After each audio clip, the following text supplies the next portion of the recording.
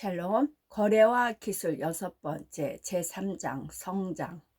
자라면서 내게 가장 큰 영향을 준 사람은 아버지 프레드 트럼프다. 나는 아버지에게서 참으로 많이 배웠다. 험한 사업을 하며 거칠게 대응하는 법을 배웠고, 사람들을 리더하는 법을 배웠으며, 경쟁과 효율성에 대해서 배웠다. 일을 시작하는 법과 완성하는 법, 그리고 제대로 완성하는 법과 일에서 떠나는 법도 배웠다. 그러나 그 당시에도 나는 아버지처럼 사업을 해서는 안 되겠다고 생각했었다. 아버지는 퀸스와 브루클린에서 주택 임대 사업을 했으나 돈을 벌기엔 힘이 들었다. 나는 뭔가 더 규모가 크고 화려하고 흥미로운 사업을 하고 싶었다. 프레드 트럼프의 아들 이상으로 알려지기 위해서는 독립해서 나 자신의 사업을 해야 한다고 결심했다. 다행히 아버지는 당신의 사업에 만족했고 또 잘 꾸려 나가셨기 때문에 내가 맨해튼에서 사업을 시작하는 데는 별 문제가 없었다. 그렇지만 아버지로부터 배운 교훈은 잊을 수가 없다. 아버지의 일생은 아동문학가 쇼레쇼 엘저의 작품에 나오는 전형적인 성공담이다. 가난한 소년이 근면 전략 정직으로 성공한다는 이야기. 아버지는 1905년 뉴저지에서 태어났다. 할아버지는 어릴 때 스웨덴에서 이민 오셨는데 수입이 괜찮은 식당을 경영하셨다.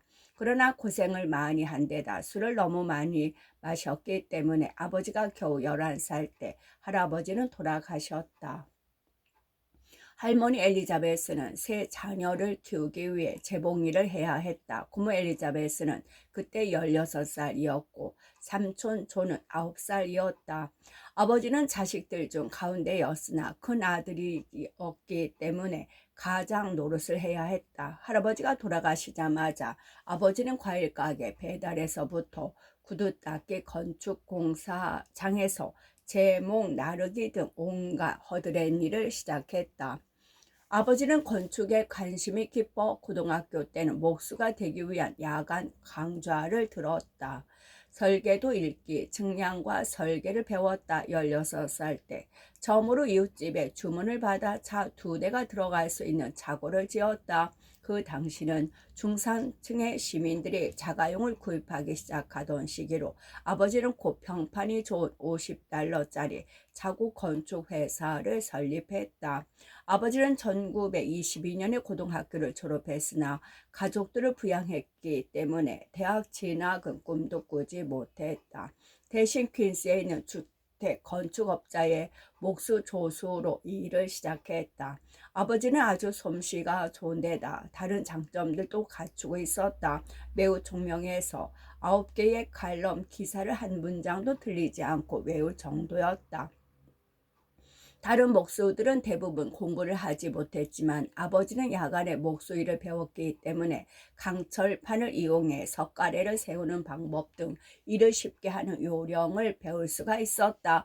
더군다나 아버지는 일을 집중적으로 하는 데다 야망 또한 컸다. 동료들은 직업을 가졌다는 사실만으로 만족했으나 아버지는 일을 하되 제대로 남보다 더 잘하려고 노력했다. 결론적으로 말하면 아버지는 일을 사랑하셨다. 아주 어릴 때부터 아버지는 내게 인생에서 가장 중요한 것은 네가 하는 일을 사랑하는 것이다. 그렇게 하면 그 일을 잘하게 된다고 말씀하시곤 했다. 고등학교를 졸업한 지 1년 만에 아버지는 퀸스가에 있는 우드헤이드분에서 첫 번째 독립주택을 지었다. $5,000가 채 못 되는 경비를 들여 $7,500에 팔았다. 아버지는 자신의 회사명을 엘리자베스 트럼프 앤드선이라고 지었는데 그 당시에는 아직 미성년자였기 때문이다. 할머니가 모든 계획에 서명을 했고 수표도 대신 발행했다. 아버지는 집을 지어 판매한 뒤 나오는 이익금으로 다른 집을 계속 지었다. 주로 퀸스의 노동자 계층이 사는 우드헤이븐과 홀리스와 퀸스 빌리지 등에서 일을 하셨다. 작은 아파트에 몰려 살고 있는 노동자들을 위해 아버지는 가격이 저렴한 벽돌들을 지었다. 벽돌집은 짓기가 무섭게 팔려나갔다. 본능적으로 아버지는 더 큰 사업을 생각했다. 1929년에 더 큰 시장을 노리고 아버지는 주택보다 훨씬 규모가 큰 빌딩 건축을 시작했다. 아버지는 퀸스의 한 지구에 3층짜리 콜로니얼식, 투더식, 빅토리아식 빌딩을 지었고 우리 집도 그곳에 지었다. 공항이 닥쳐 주택 경기가 떨어지자 아버지는 다른 사업으로 관심을 돌렸다. 아버지는 파산한 저당 처리 회사를 사서 1년 뒤에 상당한 이익을 남기고 팔았다. 다음으로 아버지는 우드 헤이븐의 슈퍼마켓을 지으셨다. 셀프 서비스 형태의 슈퍼마켓으로서는 최초였다. 정육점 주인, 재단사, 제과업자 등 주변에 있는 모든 업자들은 한 빌딩에 모이게 한 이 사업은 꽤 번창했으나 건축에 관심이 많은 아버지는 1년도 안 돼 상당한 이익을 남기고 팔았다. 1934년 무렵 공황이 수그러들기 시작했으나 여전히 자금 사정은 좋지 않았다. 그래서 아버지는 저소득층을 위한 주택 건축을 다시 하기로 작정했다. 아버지는 브루클린의 저개발 지역인 플래트부시를 선택했으나 땅값이 쌀 뿐만 아니라 성장 가능성이 많은 지역으로 판단하신 것이다. 다시 한번 아버지의 판단은 적중했다. 3주 만에 78채의 집이 팔렸다. 그 후 수년 동안 아버지는 퀸스와 브루클린에 2,500채의 주택을 더 지었으며 크게 성공을 거두었다. 1936년에 아버지는 어머니 메리 맥클리오드와 결혼하셨다. 아버지가 돈을 버셨으므로 삼촌은 대학에 들어갔다. 아버지의 도움을 받은 삼촌 존 트럼프는 MIT에서 박사 학위를 받았으며 물리학 교수로서 미국의 유수한 학자가 되었다. 당신이 학위를 갖지 못했기 때문에 아버지는 학위를 받은 사람들을 외경에 가까운 존경심을 가지고 대했다. 대부분의 경우 학위 소지자들은 그만큼의 역할을 하지는 못했지만 아버지는 상당히 학구적이어서 대학에 갔더라도 공부를 굉장히 잘하셨을 것이다. 우리 집안은 매우 보수적이었다. 아버지는 엄격하셨으며 생계를 책임지셨고 어머니는 완전한 가정주부였다. 그렇다고 브리지 게임 할 때 옆에 앉아 있기만 하고 전화통에 매달려 있기만 한다는 뜻은 아니다. 우리 형제는 5이었는데 어머니는 우리를 돌보는 외에 요리, 빨래, 양말 수선을 하셨고 병원에서 자선 활동도 하셨다. 우리는 커다란 집에서 살았지만 부잣집 아이들이라고는 생각하지 않았다. 우리는 단 $1의 가치도 소중히 하도록 가르침을 받았으며 열심히 일하는 것의 중요성을 인식하게끔 교육받았다. 우리 가족은 사이가 좋았고 요즘은 가장 절친한 친구처럼 지낸다. 우리 부모님은 결코 과장하는 법이 없었다. 아버지는 지금도 브루클린 거리에 있는 작고 허름한 사무실에서 일을 하신다. 그 건물은 1948년에 아버지가 지으셨는데 다른 곳으로 옮길 생각은 추호도 없으시다. 메리앤 누나는 마운트 홀리오크 대학을 졸업한 뒤 어머니의 길을 따라 결혼을 하고 자녀들이 자라는 동안은 가정에 머물렀다. 그러나 누나는 아버지의 추진력과 야망을 많이 타고났기 때문에 조카 데이비드가 10대가 되자 학교로 돌아가 법학 공부를 시작했다. 누나는 우등으로 대학을 졸업한 뒤 개인 사무소를 차렸으며 법무성에서 5년 동안 검사로 일했다. 4년 전에는 연방 판사가 되었다. 메리앤 누나는 진짜 여장부다. 누이 동생 엘리자베스는 친절하고 똑똑하지만 꿈이 소박해 현재 맨해튼에 있는 제이스 맨해튼 은행에서 일하고 있다. 형 프레드는 우리 가족 중 가장 어려운 시절을 보냈다. 아버지는 멋진 남자였지만 사업가였기 때문에 성격이 강하고 거칠었다. 프레드는 아버지와는 반대로 멋쟁이에다 파티를 좋아했으며 온후한 성격에 인생의 멋을 추구했다. 형은 이 세상에 적이라고는 한 사람도 없었다. 당연히 아버지는 장남인 형에게 사업적인 기대를 걸으셨으나 불행하게도 사업은 형과는 거리가 멀었다. 형은 마지못해 아버지와 함께 일을 했지만 부동산에 대해서는 아무런 관심조차 없었다. 형은 까다로운 정부업자와 맞서거나 당찬 건축자재 공급자들과 상대할 수 있는 불의의 인물이 아니었다. 아버지가 고집스러웠기 때문에 둘 사이에는 자연히 의견 대립이 생겼다. 그러나 대부분의 경우 형이 불리한 입장에 놓였다. 마침내 우리는 일이 잘못됐음을 깨닫게 됐고 형은 가장 좋아하는 일인 비행기 조종을 하러 나섰다. 형은 플로리다로 가서 트랜스 월드 에어라인의 파일럿이 되었다. 형은 낚시와 보트 타기도 좋아했다. 그 무렵에 형에게는 아마 가장 행복한 시기였으리라. 그런데 그 무렵 8살이나 아래인 나는 형에게 이런 말을 한 기억이 난다. 형 도대체 뭐 하는 거야? 시간만 낭비하고 있잖아. 지금 생각하면 그런 말을 한 것이 후회스럽다. 아마 형이 하는 일에 대해서 아버지와 내가 얼마나 잘못 생각하고 있는지를 헤아리기에는 너무 어렸었나 보다. 내 생각에 형은 강요된 일을 하면서 의기소침해졌고 술을 마시기 시작했으며 쇠약해진 것으로 보인다. 형은 44살에 죽었다.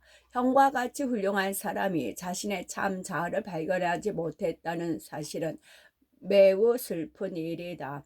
여러 가지 면에서 그는 재능을 보였으나 특별한 우리 집안의 압력 때문에 뜻을 이루지 못했다. 나는 이러한 사실을 좀 더 일찍 알아채지 못해 후회스럽다. 다행스럽게 나는 아주 일찍부터 사업에 관심이 끌려 아버지가 일을 하도록 강요할 필요가 없었다. 나는 아버지를 따랐으며 아버지도 그 점을 평가했다. 우리 부자는 거의 사업상의 거래를 통해 만난 사람처럼 지냈다. 나는 내가 사업가의 기질을 갖지 않았더라면 아버지와 그처럼 잘해 나갈 수 있었을지 가끔 자문을 해본다. 초등학교 때부터 나는 공격적이고 단호한 아이였다. 2학년 때 나는 선생님의 얼굴에 멍이 들게 한 일이 있다. 어리석게도 음악 선생님이 음악에 대해 아무것도 모른다고 생각하여 주먹을 휘두른 것이다. 그 일로 하마터면 학교에서 쫓겨날 뻔했다. 그 사건을 자랑하고 싶지는 않지만 어릴 때부터 자립하려는 생각이 있었으며 폭력적 방법을 통해서라도 내 생각을 알리고자 했던 것만은 분명하다. 지금에 와서는 주먹 대신 머리를 쓰려고 하는 점이 바뀌었을 뿐이다. 나는 항상 주위에서 리더로 군림했다. 지금은 그러한 경향이 더욱 강해져 사람들이 나를 좋아하든 말든 리더가 되려고 한다. 우리 또래 사이에서는 나를 좋아하는 사람이 많았으며 나 자신 남들이 따르는 인물이 되려고 애썼다. 꽤 큰 뒤에는 일을 꾸미는데 관심이 많았다. 왜냐하면 사건을 일으켜서 남들을 시험하는 것이 재미있었기 때문이다. 나는 물이 든 볼을 던지거나 종이를 씹어 던지는 장난을 쳤고 학교 운동장과 생일 파티에서 소동을 일으키기도 했다. 그러한 장난은 공격적이기는 했으나 아주 못된 짓은 아니었다. 동생 로버트는 내가 어렸을 때 장난치는 일을 즐겨 이야기한다. 2살 아래인 로버트는 나보다 조용하고 얌전했지만 무척 다정히 지냈다. 어느 날 우리 둘은 우리 집 놀이방에서 나무 벽돌로 집 짓는 놀이를 했다. 나는 높은 건물을 짓고 싶었지만 나무 벽돌이 모자라 동생에게 빌려달라고 말했다. 동생은 좋아. 그렇지만 다 만든 뒤에 돌려줘야 해. 라고 말했다. 나는 내 벽돌과 동생의 벽돌을 모두 써서 멋진 건물을 지었다. 만들어 놓고 보니 하도 멋있어서 그만 벽돌들을 접착제로 붙여버렸다. 이것이 동생 벽돌의 마지막 운명이었다. 13살이 되자 아버지는 군사교육이 내게 도움이 될 것이라고 판단, 나를 군사학교에 보내기로 작정했다. 나는 그 계획에 대해 전혀 겁내지 않았으며 아버지의 생각은 옳았음이 판명됐다. 8학년 초에 나는 뉴욕 군사학교에 들어갔다. 거기서 지내면서 규율과 투쟁적인 성격을 실행으로 옮기는 방법을 배웠다. 상급반에서는 주장으로 뽑히기도 했다. 그 학교에서 내게 큰 영향을 준 특별한 선생님을 만났다. 전직 해병 상사인 시어도 도비어스인데 아주 강인하고 거친 사람이었다. 헬멧을 쓴 채 골포스트에 돌진하면 머리가 깨지는 대신 골포스트를 부술 만한 사람이었다. 나는 그는 어느 누구의 부탁도 들어주지 않았으며 특권층 자녀에 대해서도 아무런 배려를 하지 않았다. 줄이 틀리면 누구든 후려쳤다. 재빨리 나는 그런 사람은 육체적으로는 다루어서는 안 된다고 간파했다.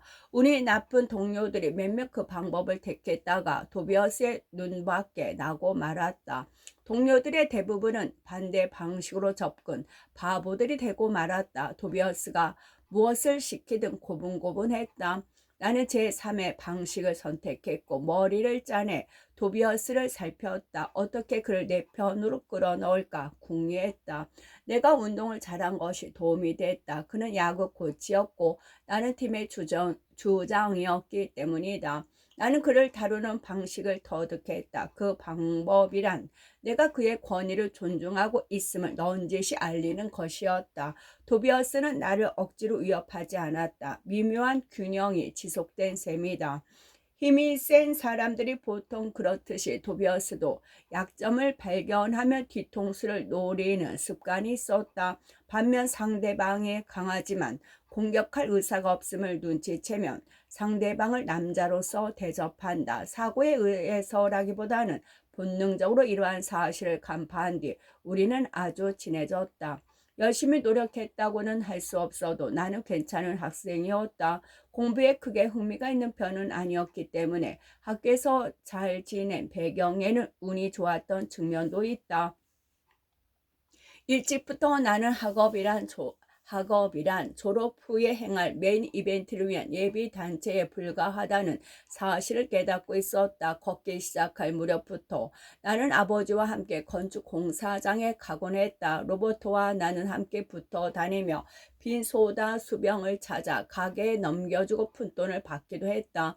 10대 때 방학에 되어 집에 돌아오면 아버지를 따라다니며 청부업자를 다루는 일이나 건물들을 살피는 일 또는 새로운 건축용 토지를 사기 위해 흥정하는 방법 등을 배웠다. 임대용 건축을 짓는 아버지의 사업은 몹시 힘들고 어려운 일이었다. 이익을 남기기 위해서는 비용을 줄여야 했으며 이 때문에 아버지는 항상 가격을 따져야 했다. 아버지는 걸레나 마루에 칠한 왁스의 공급업자와 상담할 때도 큰 물품의 정보업자와 거래할 때처럼 심혈을 기울였다. 게다가 아버지는 모든 물건의 가격을 훤히 꿰뚫고 계셨다. 아무도 아버지에게는 바가지를 씌울 수가 없었다. 예를 들어 여러분이 동파이프를 설치할 때 40만 달러가 소요된다는 사실을 알고 있다면 어느 정도 선에서 계약을 체결해야 될지를 알고 있는 셈이다. 즉 정보업자에게 전혀 가망이 없는 30만 달러의 공사를 하라고 하지도 않을 것이며 반대로 60만 달러의 공사를 맡기지도 않게 된다. 아버지가 정보업자로 하여금 좋은 가격으로 일을 하게 만드는 다른 방법은 신용을 지키는 것이었다. 아버지는 비교적 낮은 가격을 제시했으나 다음과 같은 말로 정보업자들을 안심시켰다. 나와 함께 일하면 틀림없이 약속한 길의 대금을 받는다. 다른 사람과 일하면 돈을 구경조차 못하는 경우도 있지 않느냐. 아버지는 계속 건물을 지었기 때문에 곧 시작할 공사에 참여시킨다는 약속을 할 수 있었다. 이런 여러 가지 요인으로 아버지의 말은 대단한 설득력을 가졌다. 아버지는 또 믿을 수 없을 만큼 지독한 일벌레였다. 매일 아침 6시마다 어김없이 공사장에 나가 억척스럽게 일을 시작했다.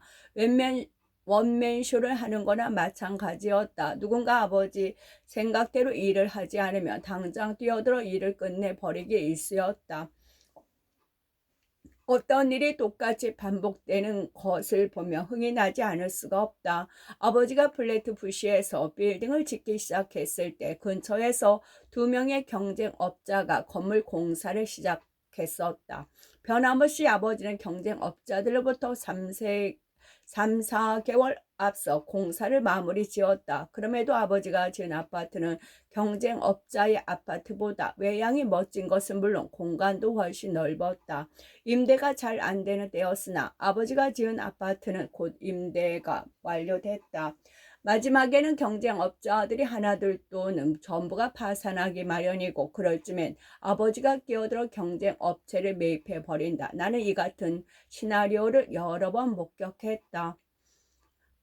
1949년 내가 3살 때 아버지는 쇼워 헤이븐 아파트를 짓기 시작했다. 아버지를 뉴욕 교외에서 제일 가는 건축업자로 만든 대규모 아파트 단지 중 첫 번째 사업이었다. 아버지는 이 아파트를 매우 효율적으로 완성했기 때문에 성과가 특히 좋았다. 그 당시에 정부는 저소득층과 중간소득층을 위한 주택 건축의 융자를 제공하고 있었다.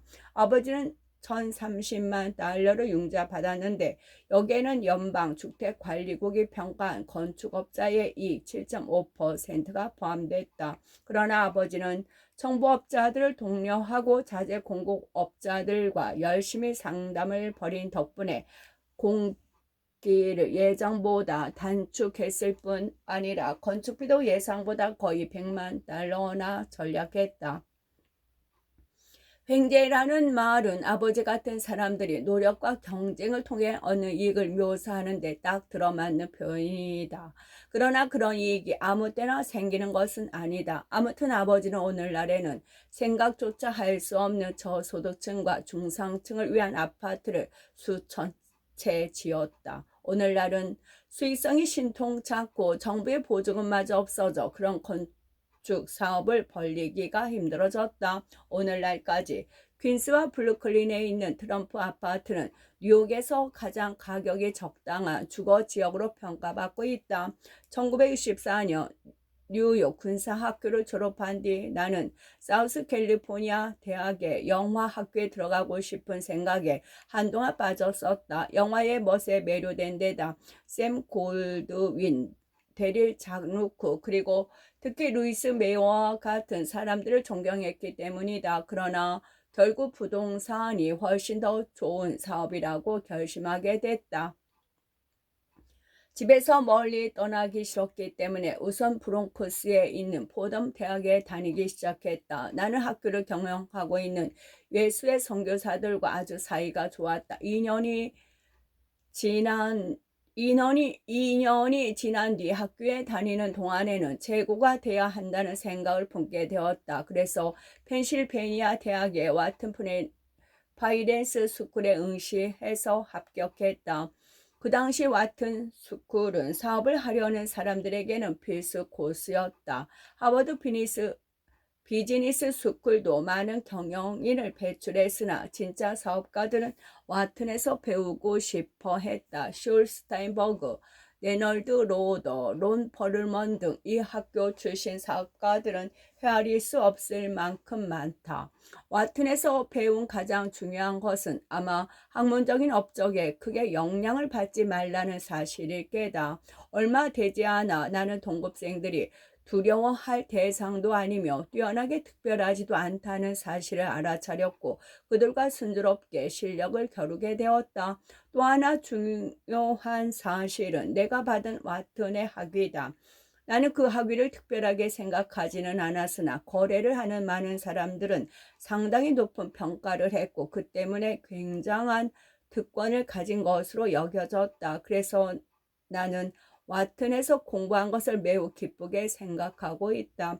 학업을 마친 것이 다행한 일이다. 학업을 마친 뒤 집에 돌아온 나는 곧 아버지와 함께 사업을 시작했다. 그 무렵 많은 것을 배웠으나 아버지와 다른 일을 해볼까 하는 생각이 들었다. 조심자인 나에게는 아버지의 일이 육체적으로 몹시 힘들었다. 예를 들어 임대료 장수인들과 돌아다니는 일이 생각난다. 임대료를 걷는 일은 체력면에서 힘이 든다. 돈을 내지 않으려는 사람들로부터 임대료를 받기 위해서는 머리부터 힘이 필요하기 때문이다. 임대료를 받으러 다니면서 제일 먼저 배운 요령은 노크를 할 때 대문 앞에 서서는 안 된다는 것이었다. 대신 벽 쪽에 서서 손을 뻗어 노크를 해야 했다. 처음에 임대료 징수인이 그렇게 해야 한다고 설명을 해 주었으나 나는 도무지 무슨 말인지 알아차릴 수가 없었다. 왜 그래야 하지? 라고 묻는 나를 그는 미친 사람을 보듯 쳐다보았다. 이유는 옆쪽에 서면 손만 위험에 노출되기 때문이야. 엉뚱한 시간에 남의 진문을 두드렸다가 총탄 세례를 받을지 누가 알아. 하지만 지금도 나는 그의 말을 확신할 수 없다. 아버지는 임대료 수금하는 일에 큰 부담을 주지는 않았지만 그래도 그 일에 관심이 끌리지는 않았다. 이제 막 와튼을 졸업해서 어떻게 보면 폭력적이고 좋게 봐도 유쾌하지 않은 일에 빠져들었기 때문이다. 예를 들면 우리 임대 아파트에 사는 몇몇 주민들이 쓰레기를 소각로에 버리는 대신 창밖으로 집어 던지곤 했다. 그래서 한때는 소각로 사용법을 교육하는 강좌를 마련하기도 했다. 대부분의 주민들은 좋은 사람들이었지만 일부 주민들에게는 주의를 기울여야 했고 내게는 그 일이 가치 없는 노력으로 생각됐다. 흥미를 끌지 못한 두 번째 요인은 낮은 이윤이었다. 아버지의 아파트 임대 사업은 동전 몇 푼 버는 정도였고 호화스러운 요소가 없었다. 아파트 건물의 디자인은 다른 업자들이 아파트보다 훌륭했으나 사방의 벽과 그리고 똑같은 벽돌로 된 전면이 곱게 세워진 양식은 천편일률적이었다. 붉은 벽돌은 황갈색 벽돌보다 장당 1페니가 쌌기 때문에 별 수 없이 사용했다. 나는 지금도 아버지가 반쯤 공사가 진행 중이었던 트럼프 타워를 방문하셨던 그날을 기억하고 있다. 트럼프 타워의 전면은 유리로 장식됐는데 물론 벽돌보다 비용이 훨씬 많이 들었다. 더구나 우리가 사용한 유리는 최고급인 블론즈 솔라였다. 건물을 둘러보신 아버지는 이런 말씀을 하셨다. 너는 왜 저 망할 놈의 유리만 쓰느냐? 4층이나 5층까지만 유리를 쓰고 나머지 위층은 벽돌을 짓는 게 어때? 아무도 꼭대기까지는 쳐다보지 않아. 아버지가 잔돈 몇 푼을 절약하기 위해 애쓰는 것은 옛날 방식이다. 물론 그러한 정신력에는 감동받았으나 따로 독립해야겠다는 결심을 하는 계기가 되었다. 아버지의 사업이 육체적으로 고되고 금전적으로 수지가 맞지 않는다는 사실 말고 진짜 독립하게 된 이유는 내가 꿈과 비전을 가진 인물이었기 때문이다. 그 꿈과 비전을 실행하기 위해서는 교회에서 주택 건축업을 하는 것으로는 불가능했다. 옛날을 돌아보면 나는 어머니로부터 쇼맨십을 물려받은 듯하다. 어머니는 극적이고 위대한 것에 대한 육감을 가지고 계셨다. 물론 보수적인 가정주부였지만 어머니는 외부 세계에 대한 감각도 가지고 계셨다. 어머니는 스코틀랜드에서 태어났으나 엘리자베스 여왕의 대관식을 TV로 통해 온종일 꼼짝 않고 시청하신 적이 있다. 어머니는 화려한 광경에 매료되었고 충성심, 영광 등의 느낌에 푹 빠진 듯 하셨다. 아버지는 옆에서 안절부절 못하시며 됐어 이젠 그만 봅시다. 예술가들이나 좋아할 내용 아니요 라고 채근하셨지만 어머니는 꼼짝 않으셨다. 아버지와 어머니는 그런 의식에서는 정반대였다. 어머니는 화려하고 우아한 것을 좋아했으나 아버지는 몹시 현실적이어서 경쟁과 효율성을 따지는 일에만 흥미를 느끼셨다.